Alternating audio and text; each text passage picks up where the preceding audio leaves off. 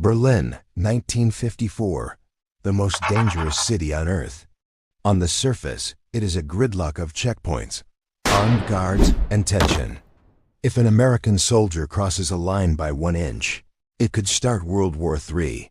But 18 feet beneath the frozen ground, something impossible is happening. The U.S. Army and the British MI6 are digging. They are building a tunnel. Not an escape tunnel. A spy tunnel. They are digging 1,500 feet right under the boots of the Soviet Army to reach a specific bundle of cables next to a highway. Their plan?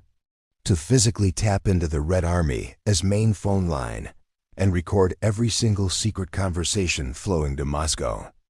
It was hailed as the greatest engineering feat of the Cold War, a masterstroke of American intelligence. There was just one tiny problem. The Soviets knew about it before the first shovel even hit the dirt. Welcome to Shadowworks. Today we are opening the file on Operation Gold, the audacious plot to wiretap the enemy, and the double agent who watched it all happen. In the early 50s, the Soviets switched their military communications to landlines. American radio spies were suddenly deaf. They needed a physical connection to the cables.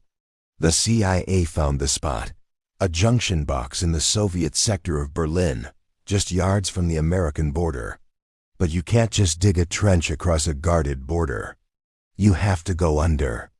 To hide the dirt, the CIA built a fake radar warehouse on the American side to disguise the operation. They told everyone they were watching air traffic. In reality, the basement was a mine shaft. The engineering was insane. They had to dig through sand and water without the ground above them collapsing or sinking. If the road above the tunnel dipped even a few inches, Soviet tanks driving over it would notice. They worked in silence, removing 3,000 tons of dirt, carried out in boxes disguised as radar equipment.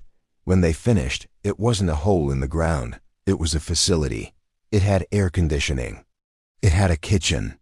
It had a steel door designed to withstand a grenade blast. They hooked into the Soviet lines, and the intelligence started flowing. For 11 months, the CIA recorded everything. They recorded 440,000 conversations. They used 50,000 reels of magnetic tape. They heard about troop movements, nuclear strategies, and the personal gossip of Soviet generals. Back in Washington, the CIA was popping champagne. They thought they had pulled off the perfect crime. They called it the gold mine, but in Moscow,